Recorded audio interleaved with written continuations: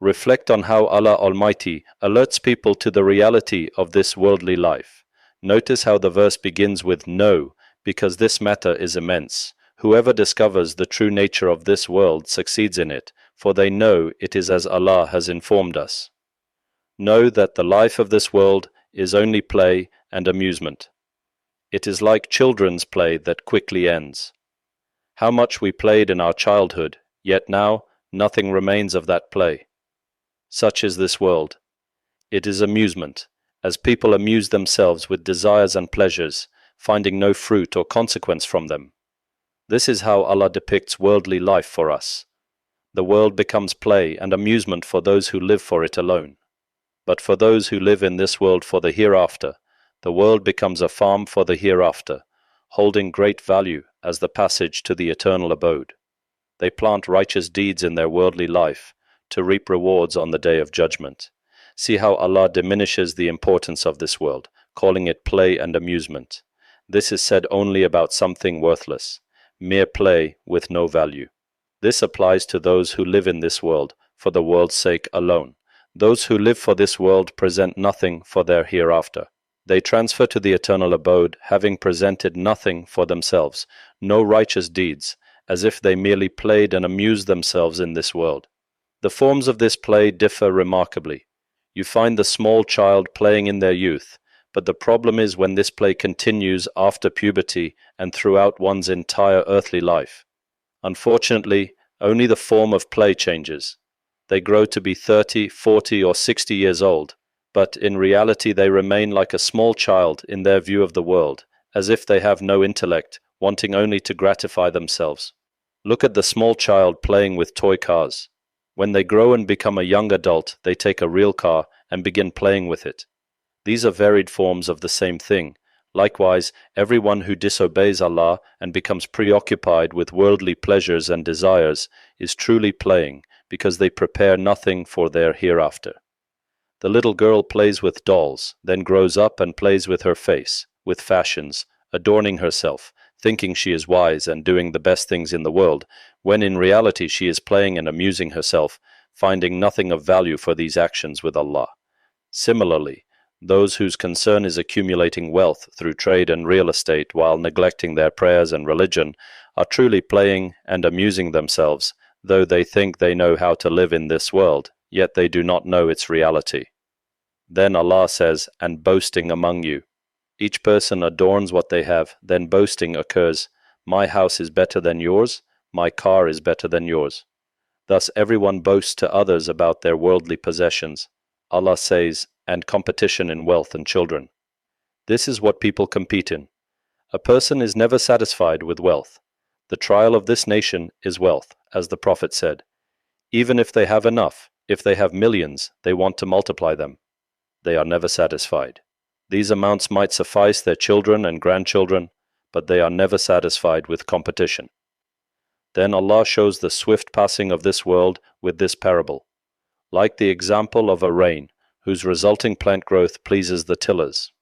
Rain fell on the earth, and the earth produced plants with beautiful flowers, good trees, and delicious fruits that please the tillers. When the beautiful plant emerges, they marvel at its beauty, and hearts become attached to it.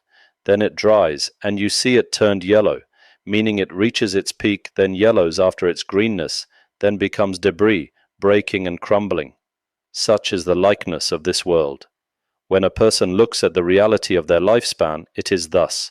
Life begins with childhood, then they grow becoming a youth, then they dry in their youth and perhaps are impressed by their youth and strength, then they become debris, becoming an old elder. Such is this world. Just as you contemplate this crop, no matter how long it lives, its end is to become debris. Likewise, all of this world is destined to perish.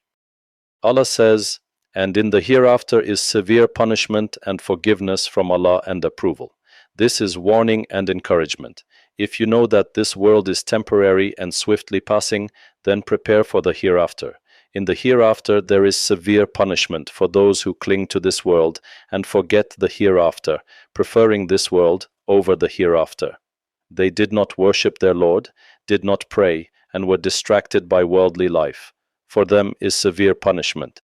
and forgiveness from Allah and approval for those who prefer the hereafter over this world, for those who prepared for the hereafter and worked for it. And the worldly life is not but the enjoyment of delusion, a quickly passing enjoyment that deceives people, but it is passing with no true reality. Allah says, "Beautified for people is the love of that which they desire, of women and sons, heaped up sums of gold and silver, fine branded horses, and cattle and tilled land. That is the enjoyment of worldly life, but Allah has with him the best return." Reflect on how Allah informs us in this verse about the types of pleasures in this world. He begins with the trial of women, which is the most harmful trial for men. When Allah details these desires for us, it is so we may beware, so our hearts do not become attached to these desires. Some of these desires are permissible and some are forbidden. The Muslim takes from what is permissible what helps them in obedience to Allah and turns away from forbidden desires. But if their heart becomes attached to women through forbidden looking, they may fall into indecency, or their heart becomes defiled with these desires, corrupting their worship. Perhaps they stand to pray and remember images of women, they read Quran and feel no pleasure because their heart has become attached to the trial of women. The Prophet informed us about the end times, saying, "When you engage in usury and are satisfied with crops, and you take hold of the tails of cattle, and you abandon jihad in the path of Allah, Allah will impose humiliation upon you, which He will not remove until you return to your religion." This is the reality of the nation today in humiliation and disgrace. If we want to reform our situation and restore our honor and strength, the Prophet informed us of the solution. He said, "He will not remove it from you until you return to your religion." This is the duty of every Muslim today. By Allah, if everyone reformed themselves first, began with themselves, every Muslim male and female, young or old, we are all one nation. If we return to the religion of Allah, the situation of the nation would change automatically. Imagine 70% of the nation in righteousness and piety. Their word would unite, their hearts would harmonize, they would become a global power. This can only happen if Muslims return to their religion with sincere return. Allah warned against being deceived by worldly desires, saying, "That is the enjoyment of worldly life, but Allah has with him the best return." Then He says, "Shall I inform you of something better than that? For those who fear Allah will be gardens beneath which rivers flow, wherein they abide eternally." This includes all the mentioned desires.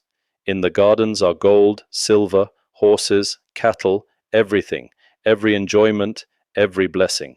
Since the most desirable thing to souls is women, He specified it saying, "and purified spouses." Then came the blessing unparalleled in this world, and approval from Allah.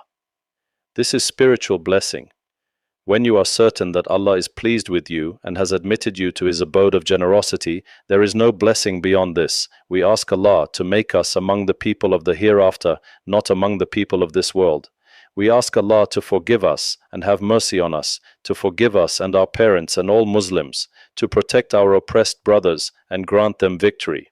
Praise be to Allah, Lord of the worlds, and may Allah's peace and blessings be upon our Prophet Muhammad and his family and companions.